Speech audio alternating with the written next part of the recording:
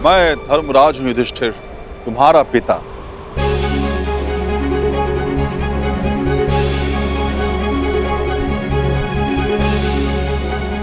मैं तुम्हारी परीक्षा ले रहा था।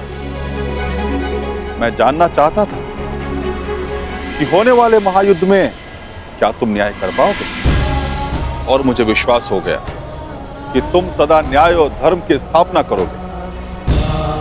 विजय भाव पुत्र, विजय भाव।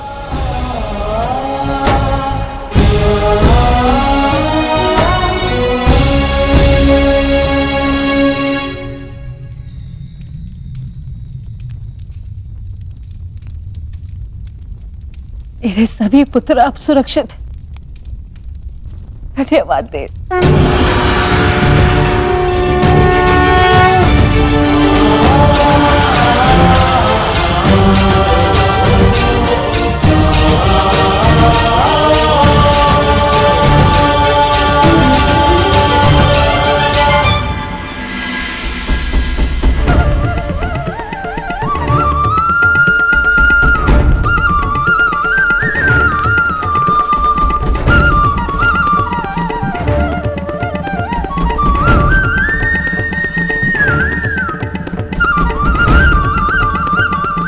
प्रणिपात वासुदेव।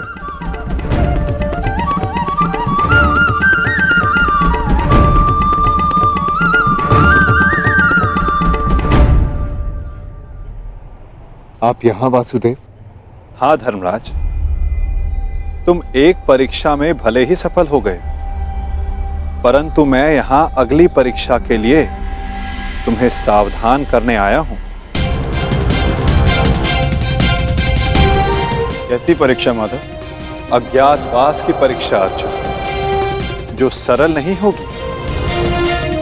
क्या उसके विषय में कुछ सोचा है?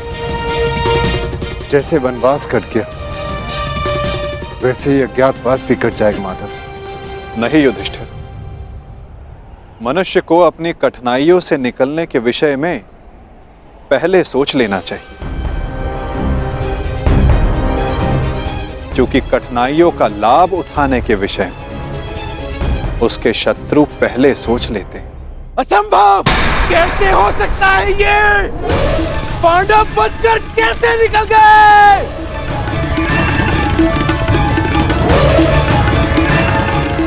दिग्विजय प्राप्त कर ली, चारों दिशाएं जीत ली, परंतु हर बार पांडवों से क्यों हार जाते हो तुम? इतने सैनिक साथ थे, शकुनी तुम भी थे, फिर कैसे असफल हुए? कैसे?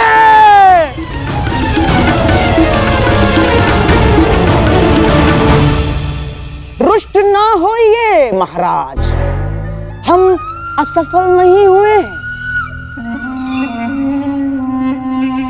क्योंकि पांडवों का अज्ञातवास भंग हो चुका है।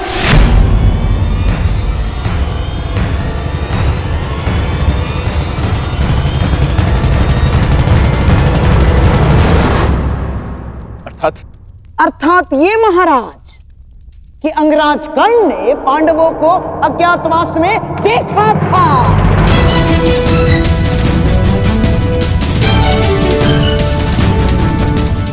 इसीलिए नीति अनुसार पांडवों का अज्ञातवास भंग हो चुका है।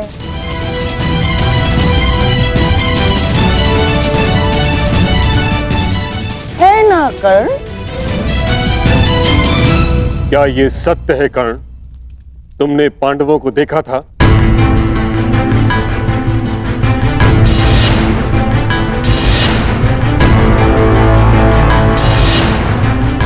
जानता हूं पुत्र, तुमने अवश्य पांडवों को देखा है, परंतु अब समय है कि उनके विरुद्ध एक और अधर्म को होने से रोका जा सके। उत्तर दो कर्ण, क्या तुमने पांडवों को देखा था? जी, देखा था।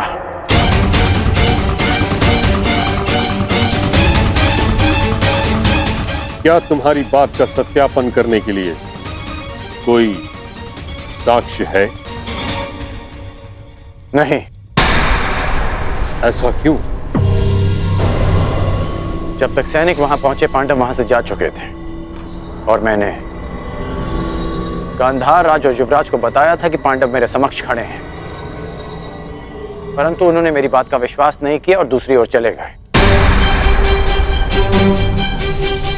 गांधार राज, अज्ञातवास के नियमों के अनुसार साक्ष्य को कुरुकुल के किसी सदस्य का समर्थन होना चाहिए। अंगराज के साक्ष्य होने पर किसका समर्थन है उन्हें?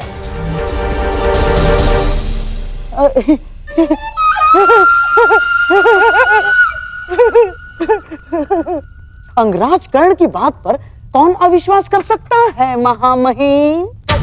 और उनके साक्ष्य होने पर स्वयं कुरुवंश के सम्राट दुर्योधन का समर्थन भी है, हैं?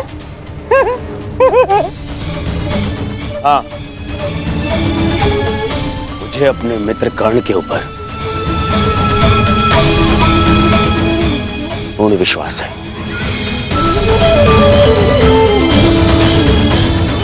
मैं समर्थन करता हूं कि कर्ण ने पांडवों को अज्ञातवास में देखा है। युवराज, यदि तुम्हें विश्वास था तो कर्ण की बात ना मानकर दूसरी ओर क्यों चले गए? और आप गांधार राज, यदि आपको कर्ण की बातों पर विश्वास था तो आप उसके पास क्यों नहीं गए? इसका अर्थ यह है कि आपको कर्ण पर विश्वास नहीं था, अर्थात अज्ञातवास भंग नहीं हुआ।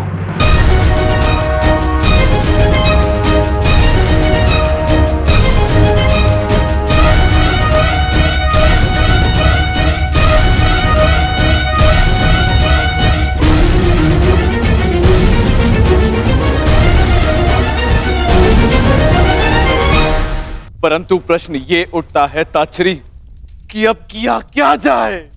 खोज।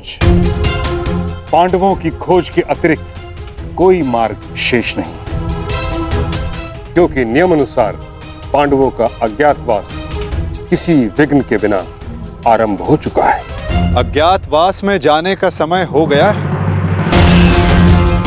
परंतु तुम सबके शस्त्रों को देखकर कोई भी तुम्हें पहचान लेगा।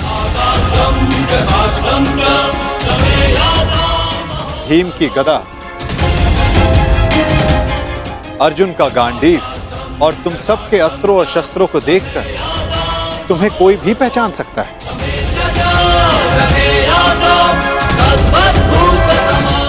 इसीलिए जाने से पूर्व इन्हें छिपा देना आवश्यक है। परंतु कहां माधव? यदि किसी ने यह शस्त्र ढूंढ लिए तो? कोई भी स्थान सुरक्षित नहीं है। स्थान सुरक्षित नहीं होता अर्जुन, स्थान सुरक्षित किया जाता है। मैं समझा नहीं माधव। अपने अस्त्रों और शस्त्रों को नीचे रखो।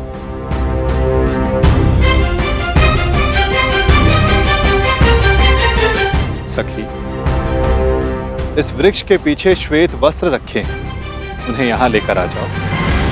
जी।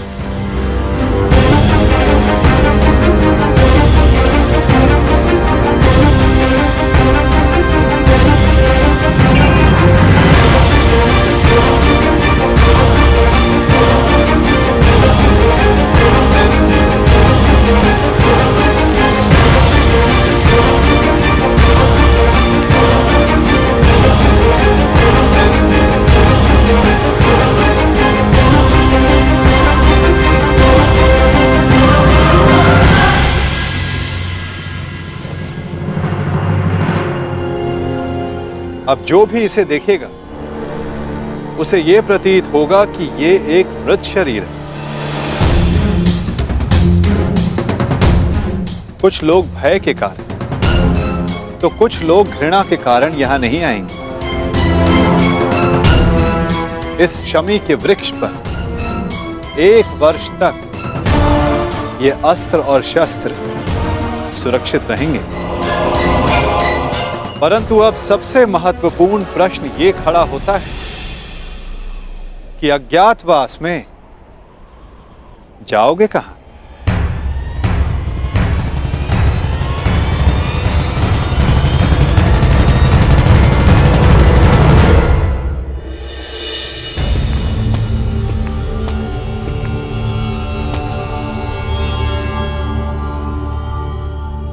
पहली बार किसी ने भरी सभा में शकुनी को मूर्ख सिद्ध किया है कर्ण, और इसका मूल्य तुम्हें चुकाना होगा। मैंने वन में भी सत्य कहा था और राज्यसभा में भी। मैं तुम्हें बस मामाश्री, बस। एक दूसरे के ऊपर आरोप लगाने बंद कीजिए। तो हो गया। अपने घायल दम पर आरोप का मलहम लगाना बंद कीजिए आप। और तुम कौन? अपने आप को मेरा सेवक कहते हो ना? तो ठीक है, अब तुम मेरा आदेश मानोगे। जाके ढूंढो उन पांडवों को। केवल 1 वर्ष है मेरे पास, केवल 1 वर्ष। आर्यावर्त के सभी राजा या तो मेरे अधीन हैं और या मेरे मित्र। तो अब जाओ और ढूंढो इन्हें, गुप्तचर भेजो, जो करना है करो। परंतु मुझे सूचित करो कि पांडव कहां छुपे हैं। बस।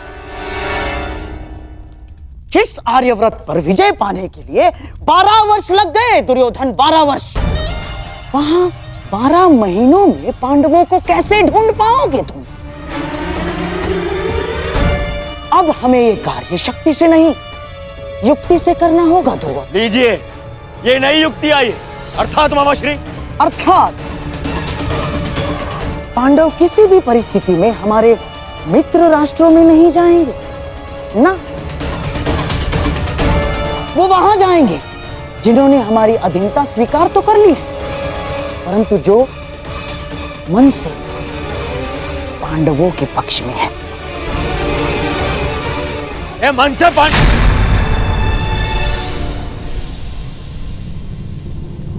द्वारका। दुर्योधन को लगेगा कि तुम सब द्वारिका में छिपे हो, इसलिए वो अपने गुप्तचर द्वारिका और तुम्हारे मित्र राजाओं के यहां भेजेगा। और यदि वो कहीं असावधान होगा तो केवल उस स्थान पर जहां स्वयं उसके मित्र हैं, क्योंकि मनुष्य अपनी खोई हुई वस्तु कभी अपने ही आंचल में नहीं ढूंढता। मैं समझा नहीं, आपका संकेत क्या है वासुदेव? तुम विराट नगर जाओ युधिष्ठिर। विराट नगर के राजा केवल नाम के राजा हैं और वहां पर शासन रानी सुदेशना के भाई कीचक का चलता है। और कीचक दुर्योधन का सबसे परम मित्र है, इसलिए दुर्योधन कभी सोच ही नहीं पाएगा कि तुम सब वहां छिपे। सूर्य भले ही मेघों में छिपा, परंतु उसका तेज बाहर आ ही जाता है। ठीक उसी प्रकार मनुष्य भी प्रकृति से भिन्न व्यवहार नहीं कर सकता दुर्योधन, ना?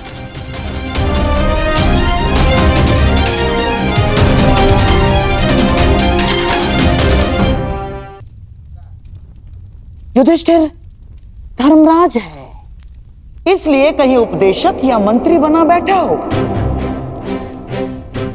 इस बार तुम्हें अपनी प्रकृति से भिन्न व्यवहार करना होगा युधिष्ठिर। तुम कंक के नाम से राजा विराट से मिलोगे और तुम वो कार्य करोगे जो तुम जीवन में कभी नहीं करना चाहते। तुम राजा विराट के साथ चौसर खेलोगे।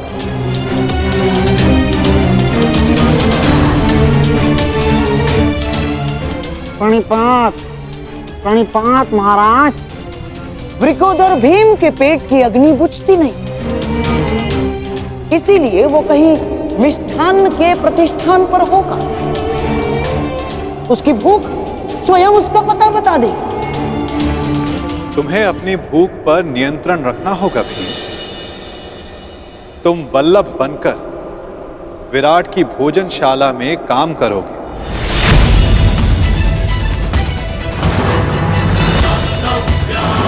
और अपनी भूख पर कड़ा नियंत्रण रखो।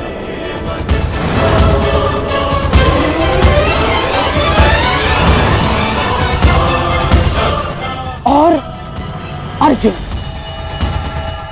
उस महाधनुर्धर का पौरुष कहाँ छिप सकता है ना? वो कहीं होगा सैनिक के वेश में अपना पौरुषत्व दिखाएगा। और तुम पार्थ, समय आ गया कि उर्वशी से मिले श्राप को वरदान सिद्ध करने का। तुम्हें 1 वर्ष के लिए अपने पौरुष को त्यागना होगा। नपुंसक बृहन्नल्ला बनकर तुम राजा विराट की संगीतशाला में कार्य करो।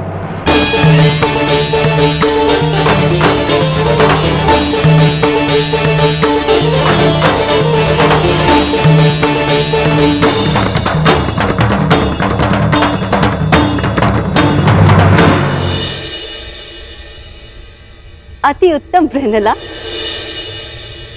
क्या तुम हमारी पुत्री उत्तरा को संगीत और नृत्य की शिक्षा दोगी?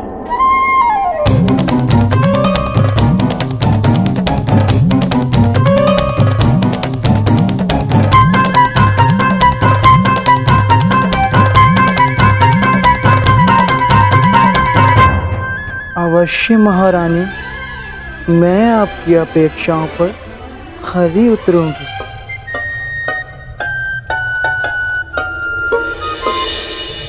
नकुल सहदेव बेचारे कोमल सुंदर, उनसे परिश्रम नहीं होगा ना?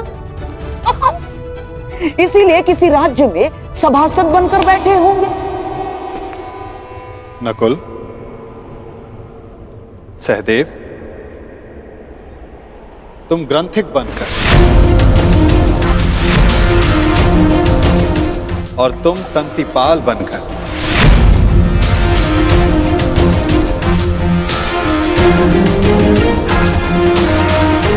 विराट नगर की गौशाला और अश्वशाला में कार्य करो।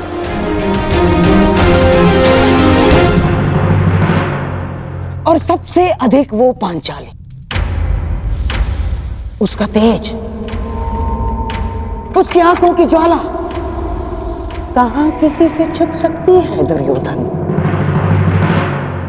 और तुम सखी, तुम्हें अपना दर्प छिपाने के लिए सबके समक्ष घूंघट में रहना होगा। दासी सैरंधरी बन, जिसके पति गंधर्व, तुम रानी सुदेशना की रूप सज्जा का कार्य संभालो।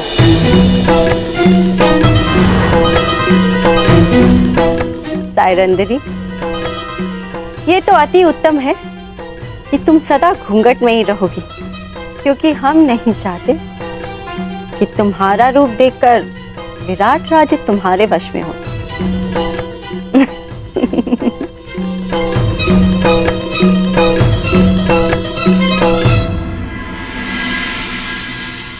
यदि मेरे सिखाए मार्ग पर चलोगे तो पांडवों को ढूंढना कठिन कार्य नहीं होगा।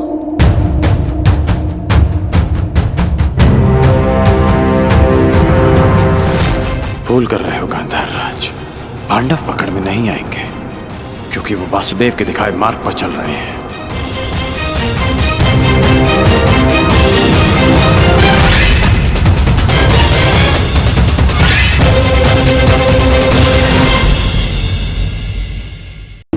कलिंग, कौशल, मगध, छेदी, सभी राज्यों से हमारे गुप्तचर रिक्त हाथ लौट रहे हैं। कहीं भी किसी भी राज्य से पांडवों का एक सूत्र हाथ नहीं लग रहा है। क्या पूरे भारतवर्ष में नहीं है वो? ऐसे कहां अंतर्ध्यान हो गए हैं ये पांडव? युवराज की जय हो। मैं पांडवों की खोज में काशी गया था, पर काशी में भी पांडवों की कोई सूचना नहीं मिली युवराज। तुम्हारा साहस कैसे हुआ मेरे सामने आने का? कैसे साहस हुआ? कैसे साहस हुआ?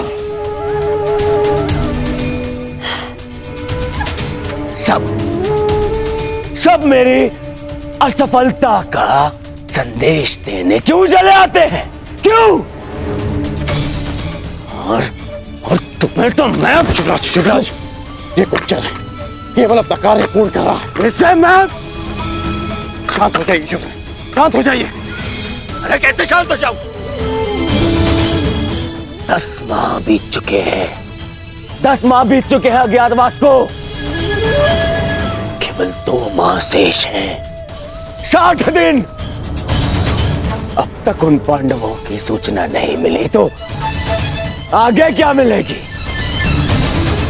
और तुम अब तक यहीं खड़े हो, इससे पहले कि मैं तुम्हारा वध कर दूं। चले जाओ यहां से, जाओ।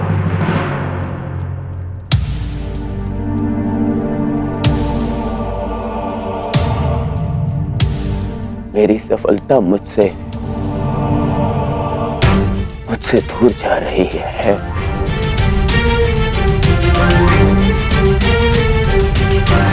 और मेरा मित्र तो मुझसे पहले ही दूर जा चुका है।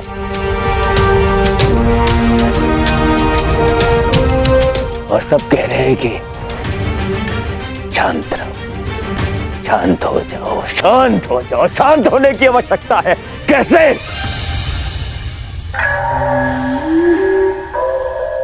शांत होने की कोई आवश्यकता नहीं है दुर्योधन, क्योंकि मनुष्य का क्रोध ही उसके लक्ष्य प्राप्ति के लिए उसका उत्साह बढ़ाता है। परंतु हाँ, क्रोध ही 2-धारी तलवार है दुर्योधन। नियंत्रण में रहे तो शत्रु का नाश कर सकती है, और यदि अनियंत्रित हो तो स्वयं को घायल कर सकती है। इसलिए तुम्हारी यह क्रोध शक्ति पांडवों को ढूंढने में लगाओ। और कहा मामा जी, कहां ढूंढे उन पांडवों को? हर ग्राम, हर नगर ढूंढ लिया, जहां संभावना थी वो हर राज्य ढूंढ लिया, परंतु वो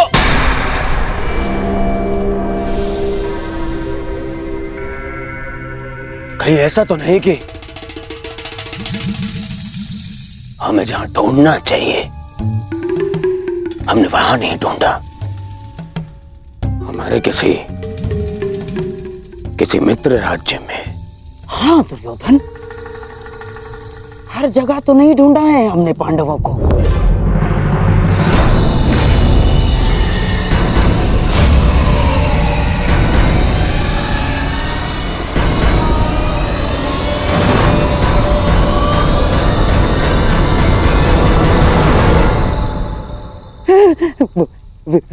विराट,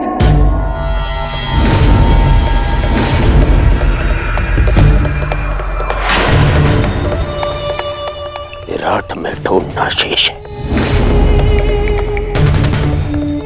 विराट हमारे अधीन है, और विराट का सेनापति कीचक तुम्हारा मित्र। इसीलिए हमने विराट में गुप्तचर भेजे ही नहीं। और अवश्य पांडव यही सोचकर विराट नगर में होंगे कि हम उन्हें वहां ढूंढेंगे ही नहीं।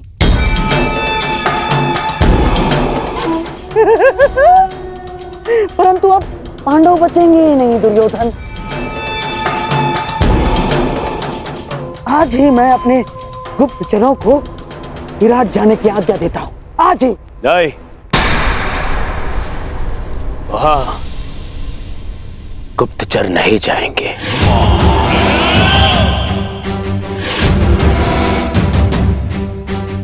वहां हम स्वयं जाएंगे, और फिर पितामह को बोलने का अवसर भी नहीं मिलेगा, क्योंकि इस बार उन पांडवों का अज्ञातवास टूटने का साक्षी मैं स्वयं रहूंगा।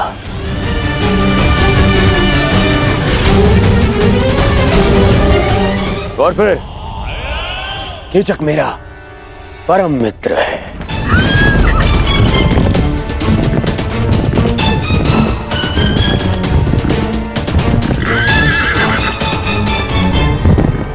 वो अवश्य मेरी सहायता करेगा।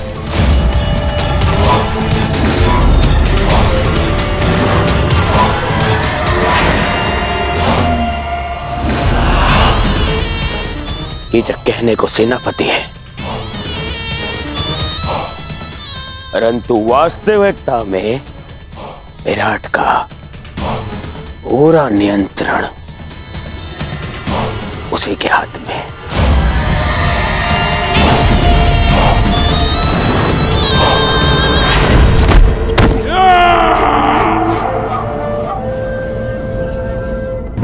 और जब तक वो पांडव नहीं मिल जाते,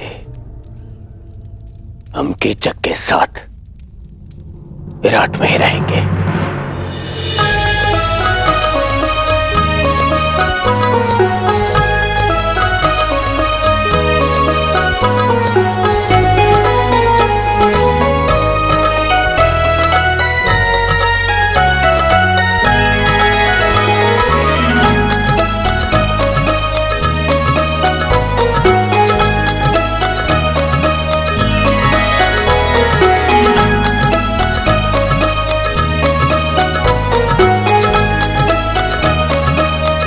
नृत्य का अभ्यास हो रहा है भांजी उत्तरा।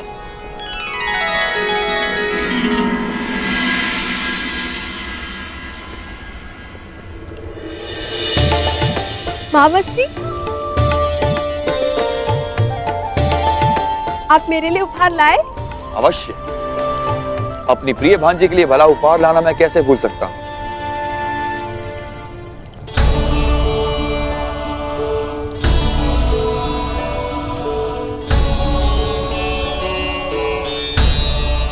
ये क्या महावश्री, फिर से वस्त्र? ये कोई साधारण वस्त्र नहीं है उत्तरा। कलिंग राज्य का सबसे श्रेष्ठ वस्त्राकार के हाथों का बुना मलमल है। जब आपको मेरे मनचाहे वस्त्र लाने ही नहीं होते हैं, तो आप पूछते ही क्यों है कि क्या मंगाना है? आप भूल गए मैंने आपसे घुंघरू मंगवाए थे। मेरी प्रिय भांजी उत्तरा, शीघ्र ही तुम्हें किसी बड़े राज्य की महारानी बनना है। फिर तुम्हारे एक संकेत पे सैकड़ों नर्तकियां अपना कौशल दिखाएंगी। तुम्हें साधारण घुंघरुओं की क्या आवश्यकता है? होने वाली महारानी हो, अपने वस्त्र आभूषण पर ध्यान देना चाहिए। इस नृत्य और वादन में क्या रखा है, इसका कोई लाभ नहीं। क्षमा चाहती हूँ सेनापति महोदय, परंतु संगीत साधना शस्त्र साधना से कम नहीं होती। वस्त्र आभूषण शरीर सजाते हैं, परंतु संगीत मन को संतोष का आभूषण देता है। शस्त्रों से किसी राज्य को तो जीता जा सकता है, परंतु संगीत मन को जीतने का माध्यम है। यदि तुम उत्तरा की शिक्षिका ना होती ब्रनला, तो मेरे समक्ष मुख खोलने का दंड मृत्यु होता। तुम एक किन्नर हो, तुम्हें क्या भान की राज स्त्रियों का आचरण क्या होना चाहिए और राजपुरुषों का पौरुष क्या मांग रखता है? तुम तो ना पूर्ण पुरुष हो ना पूर्ण स्त्री। जाओ अपनी वीणा संभालो।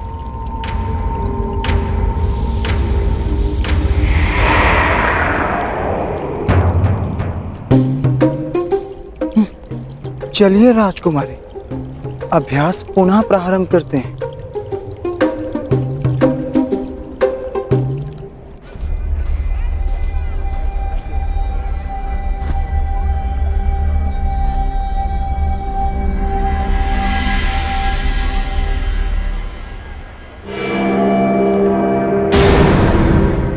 दुर्योधन, कहीं से हमारे यहाँ होने का आह्वान तो नहीं हो गया? हाँ भैया, सुना हस्तिनापुर के युवराज दुर्योधन आए हैं। हाँ, सेनापति कीचक के अभिन्न मित्र हैं और अब तो वे दिग्विजय भी कर चुके हैं। स्वागत है युवराज। आशा है कि पांडव यहाँ नहीं होंगे।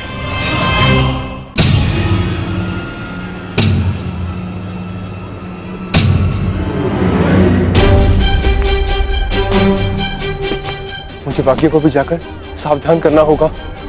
कदाचित दुर्योधन को सूचना मिल चुकी है कि हम यहाँ पर हैं। राजमहल की ओर बढ़ रहे हैं, अर्थात भ्राता युधिष्ठिर संकट में है। सर्वप्रथम मुझे उन्हें जाकर सावधान करना होगा।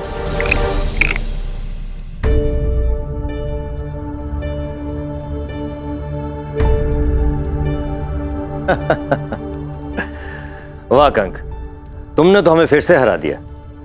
तुम तो द्यूत में बड़े ही प्रवीण हो। इसमें कौन सी बड़ी बात है पिताश्री? द्यूत तो भाग्य का खेल है। नहीं पुत्र उत्तर, कंक केवल द्यूत ही नहीं जानते, कभी इनके साथ समय व्यतीत करोगे तो स्वयं जानोगे। इन्हें नीति और दर्शन का बहुत गहरा ज्ञान है। कंक, कभी कभी राजकुमार उत्तर को भी तनिक ज्ञान दिया करो। मुझे उसकी कोई आवश्यकता नहीं, और वैसे भी राजकुमारों के लिए शस्त्र ज्ञान अधिक होता है, और जो कि मुझे मेरे मामा श्री कीचक भली भांति सिखा रहे हैं। आप जानते हैं कंक महोदय, मेरे मामा श्री युद्ध में अपराजय हैं। उनकी तुलना महाबली भीष्म, बलराम और महाबलशाली भीम से की जाती है। देखना, मैं भी एक दिन उन्हीं की तरह बलशाली बनूंगा। नहीं राजकुमार उत्तर, एक महान राजा बनने के लिए बल से अधिक नीति और न्याय का ज्ञान होना अति आवश्यक है। प्रजा को कैसे सुखी रखना है, ऐसी भावना अधिक आवश्यक है। परंतु पिताश्री, बिना बल के प्रजा की रक्षा कैसे की जा सकती है? प्रणिपात महाराज, कुमार के धनुर्अभ्यास का समय हो गया है।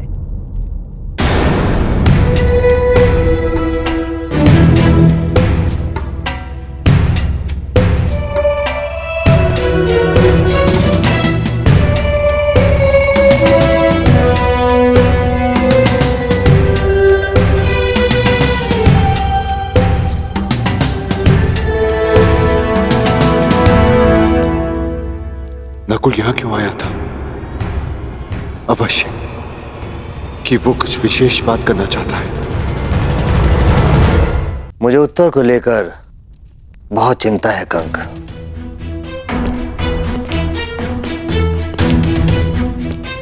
क्यों महाराज? वो तो बड़ा ही बुद्धिमान बालक है। हाँ, परंतु वो कीचक की परछाई में पल रहा है। तुमसे क्या छिपा है कंक? मैं केवल नाम का ही राजा हूं। सत्य तो यह है कि कीचक का प्रभाव मुझसे कहीं अधिक है।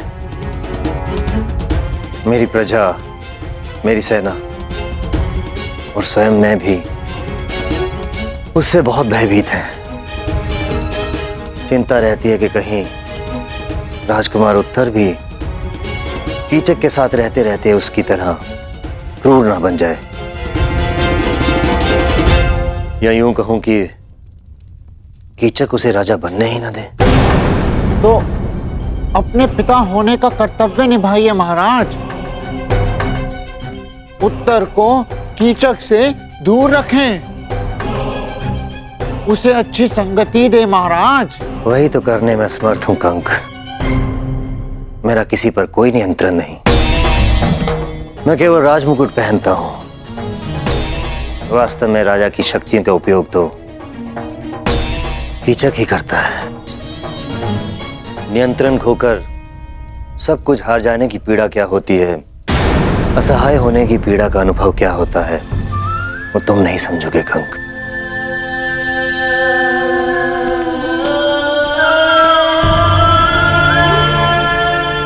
जी महाराज।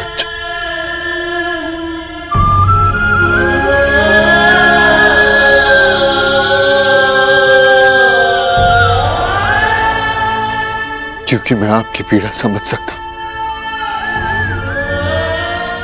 युद्ध में हारने का, असहाय होकर सब कुछ खो देने का अनुभव है मुझे। साइरंदरी, आज तक कितनी ही सेविकाएं आई हमारे पास, परंतु किसी में भी तुम्हारे जैसा कौशल नहीं। रूप सज्जा हो या केश विन्यास, तुमसे श्रेष्ठ कोई भी नहीं।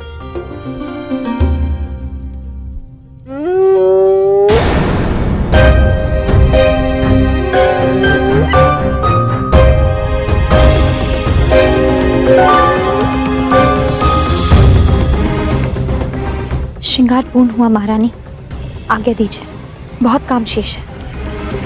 अरे अभी कहाँ? हमें हमारे अन्य आभूषण कौन पहनाएगा? जी। उपहास कर रहे हैं हम। तुम जाओ, आभूषण हम स्वयं पहन लेंगे। अच्छा रुको,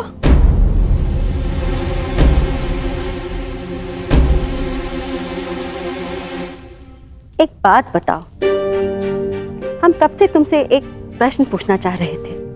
तुम्हें इतना अच्छा श्रृंगार आता है, तुम स्वयं इतनी रूपवती हो, अपना ध्यान क्यों नहीं रखती? ये देखो कितने सुंदर केश है तुम्हारे, इसे खुला क्यों रखा है?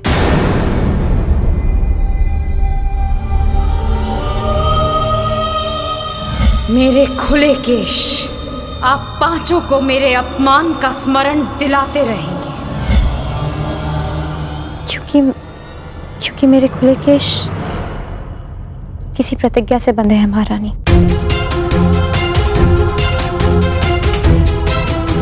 ऐसी कौन सी भीष्म प्रतिज्ञा है कि इतने सुंदर केश बांधे भी ना जा सके? महारानी की जय हो। सेनापति कीचक पधार रहे हैं। कीचक हमारा भाई? वाह, एक और विजय कर आया।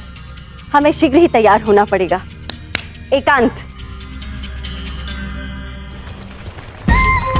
मैं तुमसे श्रेष्ठ हूँ? नहीं, मैं हूँ। तुम्हें वीणा बजाने और नृत्य के अतिरिक्त आता ही क्या है? राजकुल के सदस्यों को युद्ध ज्ञान होना अधिक आवश्यक है। हाँ, बड़ा आया योद्धा, तुम्हें ठीक से तलवार पकड़नी तो आती नहीं है। अच्छा, मुझे सब आता है। चलो कौन श्रेष्ठ है इसका निर्णय इस प्रदा से हो जाए। मेरे साथ अश्वरोहण की चुनौती स्वीकार करती हो? हाँ हाँ चलो, तुम्हें दिखा भी दूंगी कि मुझे वीणा बजाने के अतिरिक्त बहुत कुछ आता है। सावधान रहिएगा राजकुमारी। हाँ।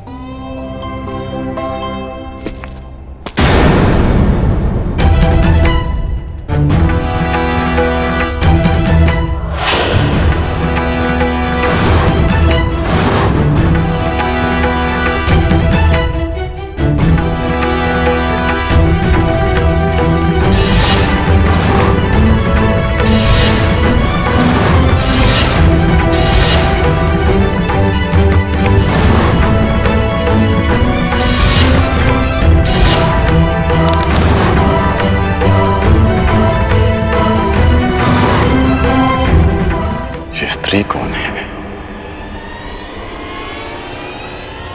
इसके हाव भाव क्यों मुझे किसी का स्मरण करा रहे हैं, जैसे मैं इसे जानता हूं।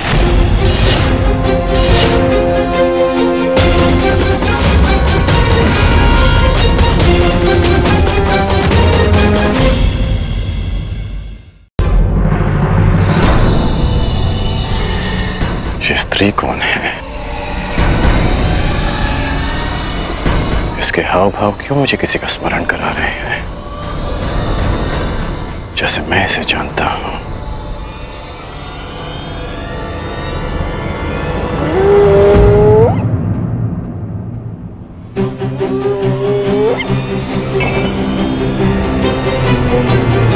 कर्ण,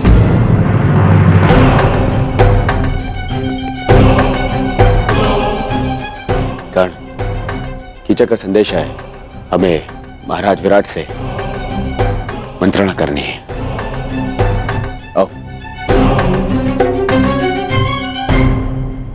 क्या हुआ? संकट का संदेश क्यों भेजा? संकट नहीं भ्राताश्री, महासंकट। किस महासंकट की बात कर रहे हो अनुज? दुर्योधन गंधार राज और कर्ण के साथ विराटनगर पहुंच चुका है और सुना है कि सेनापति कीचक भी उनका मित्र है। वो अवश्य हमारी खोज में आया होगा। हम ऐसा नहीं होने दे सकते। 13 वर्ष पूर्व होने में 2 महाशेष है। किसी भी परिस्थिति में हमें हमारी पहचान छिपानी होगी। इसलिए मैंने आप सबको संकट का संदेश भेजा था। पांचाली कहाँ है? उसे संकेत भेजा? मैंने महारानी के कक्ष के बाहर जाकर पुकार लगाई थी, अवश्य पांचाली ने सुनी होगी। तो फिर पांचाली यहाँ आई क्यों नहीं?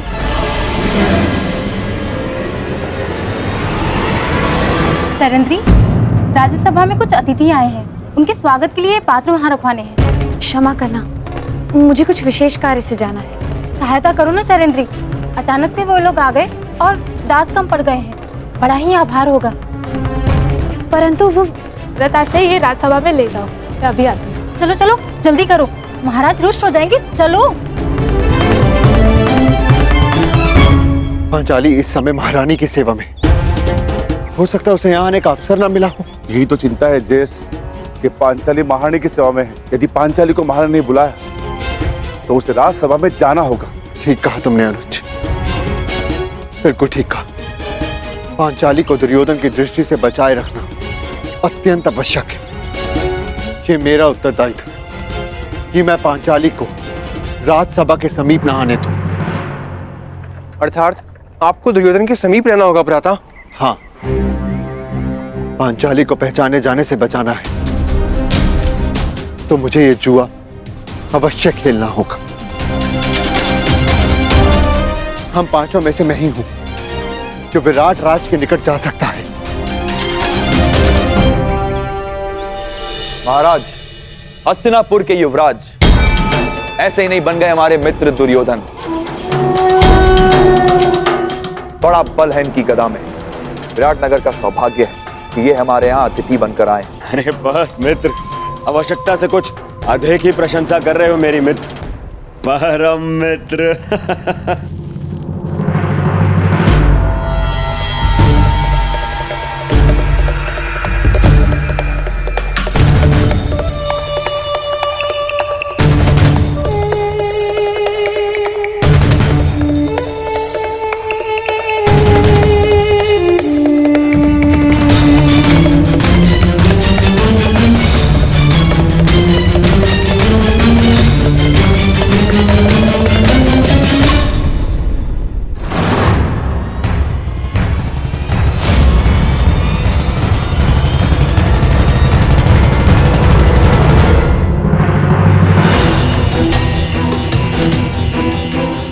कहाँ जा रहे हो भीम? राज्यसभा में आपके साथ ज्येष्ठ। नहीं भीम, तुम सदा अति चिंतित और अति उत्साही हो जाते हो और ये दोनों ही अवस्था हमारे लिए घातक है।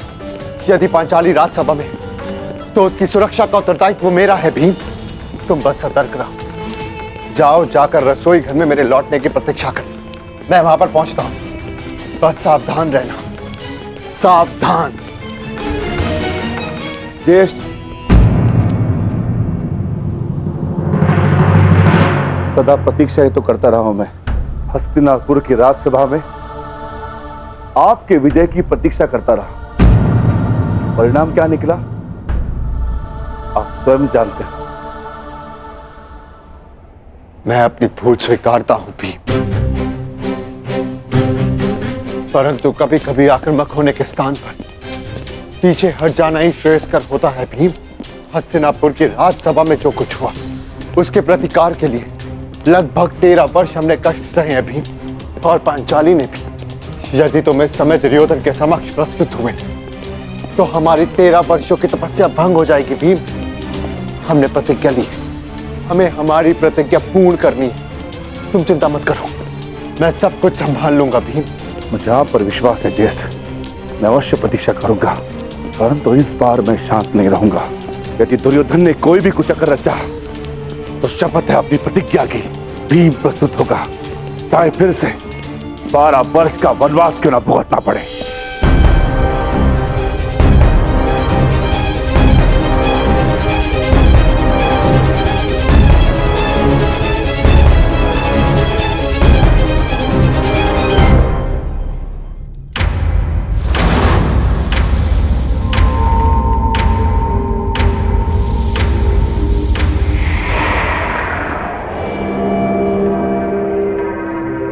तुम्हारा मित्र कुछ ज्यादा ही रुचि दिखा रहा है उस दासी में दुर्योधन।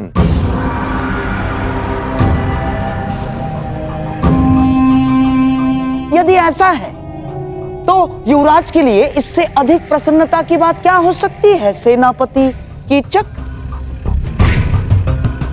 और वैसे भी अंगराज कर्ण अपने वचन के साथ साथ किसी व्यसन में भी रुचि रख रहे हैं। अच्छा है।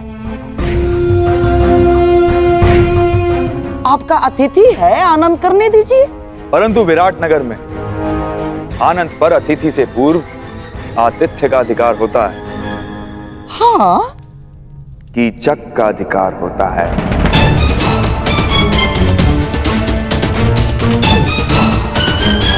है ना राजा? दासी, तुम पहले हमारे समक्ष आओ।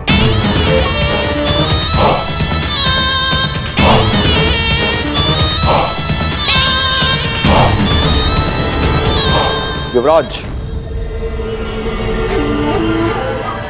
दासी, पहले हमारे पांव धो। सुना नहीं दासी?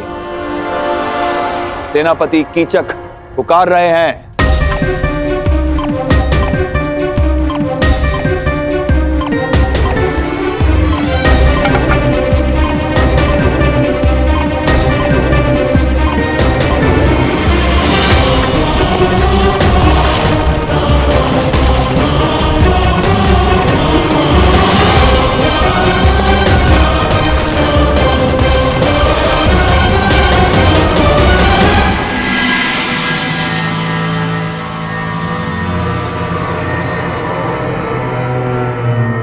अद्भुत। मेरे राज्य में इतना सुंदर भोग्य है और मुझे ज्ञात ही नहीं।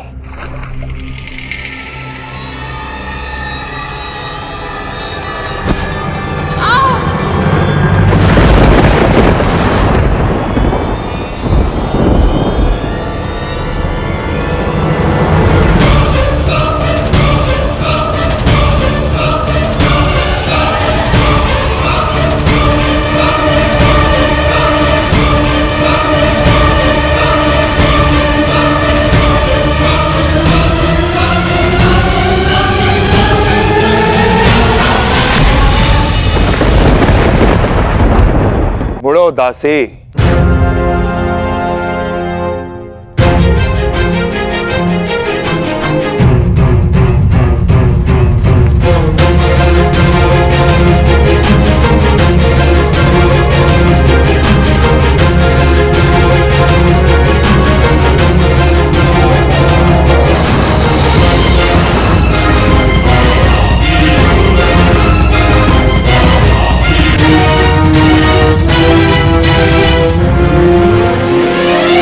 नहीं देवी,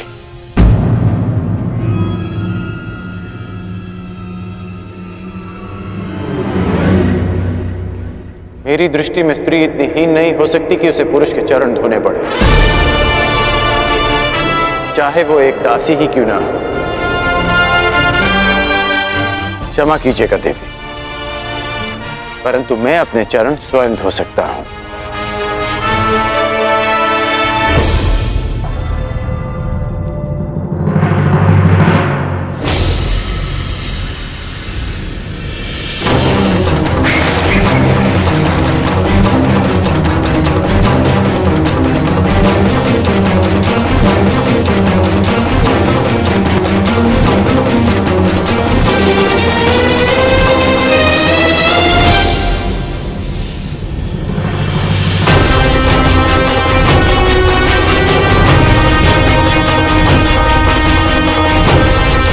इतनी शीघ्रता भी क्या है सुंदरी? अपना नाम तो बताती जा।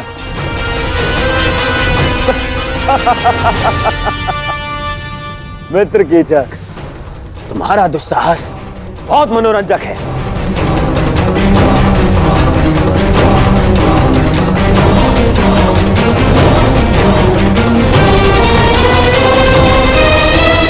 सूर्य अपना तेज सारे संसार में बांटता है, चंद्रमा अपनी शीतलता सबको देता है। फिर तुम क्यों अपना मुख मुझसे छुपा रही हो सुंदरी? एक बार और इसे देखकर आनंदित होने दो। भयभीत हो? हाँ, वो तो यहां सभी हैं मुझसे। कोई बात नहीं, मैं तुम्हारा भय अभी दूर किए देता हूं।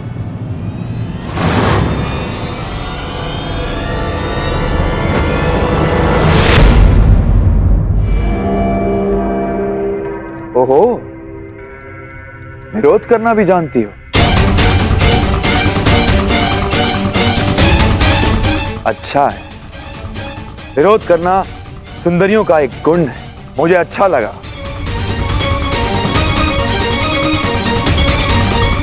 कीचक,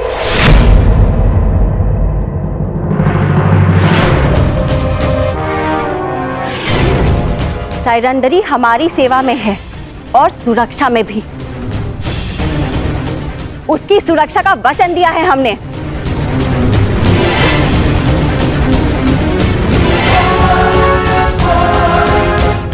साइरंदरी,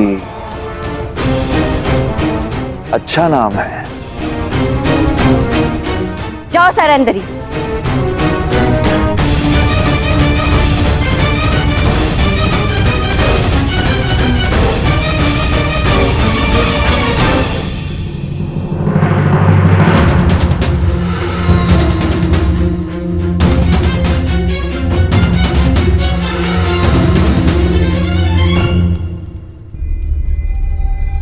पांचाली तो उनके साथ गई थी, तो फिर कहाँ रह गई?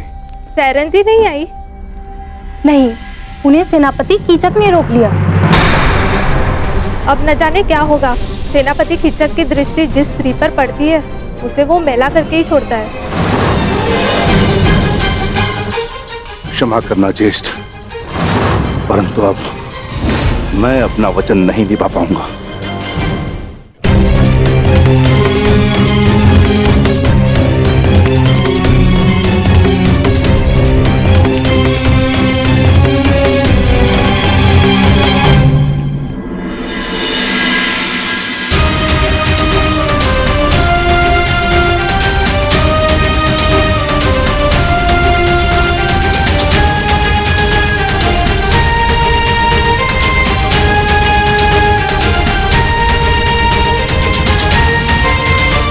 पांचाली सुरक्षित है।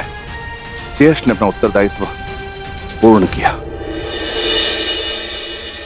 मित्र दुर्योधन, मैं तुम्हें हमारी सेना के महत्वपूर्ण पदाधिकारियों से मिलवा देता हूं। ये तुम्हारा मंतव्य पूरा करने में सहायक सिद्ध होंगे। आओ।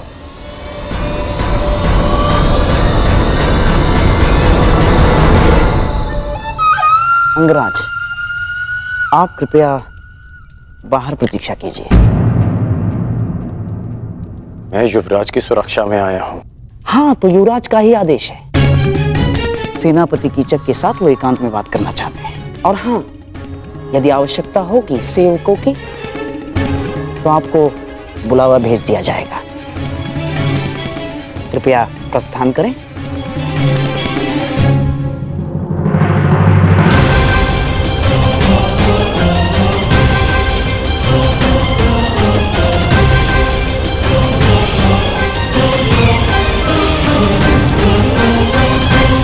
मित्र,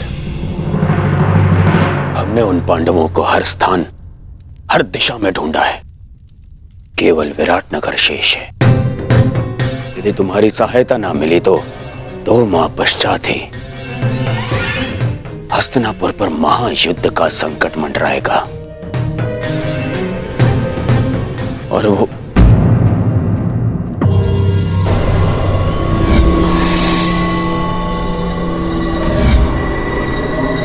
मित्र, कहां खोए हुए हो?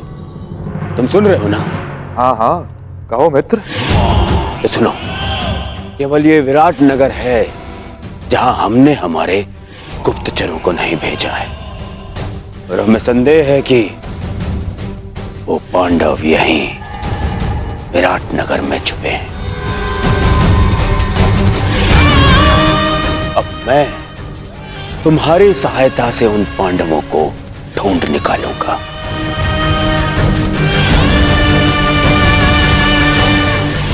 वो 5 पांडव महातेजस्वी हैं। यदि दृष्टि रखोगे तो पहचान लोगे। और वो द्रौपदी का रूप तो किसी घूंघट में भी नहीं छुप सकता।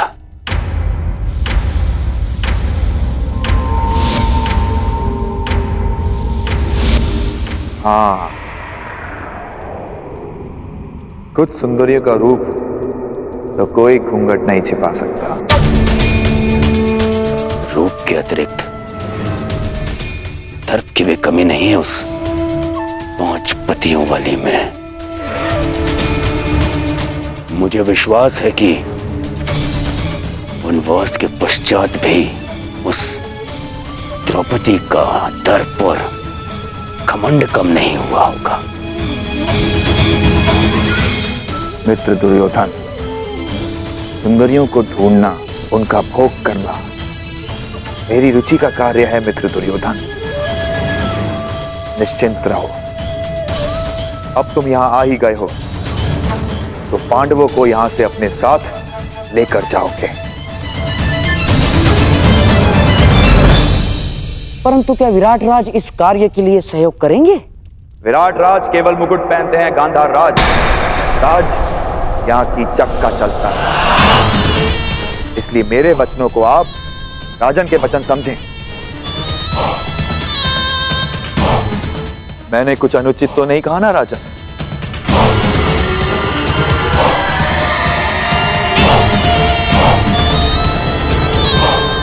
अब उस सुंदरी को ढूंढने का कार्य मैं पूर्ण करूंगा।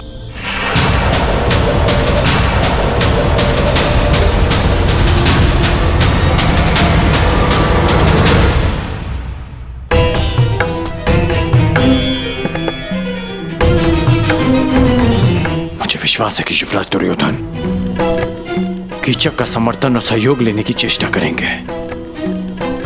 कदाचित पांडव मेरे समक्ष होते तो मैं उन्हें सावधान कर पाता, माता कुंती को दिया वचन पूर्ण कर पाता मैं।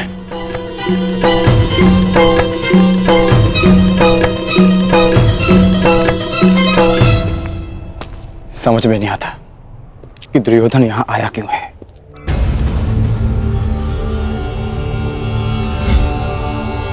ये तो वही है जिसे मैंने कुमार उत्तर का धनुष उठाते देखा था।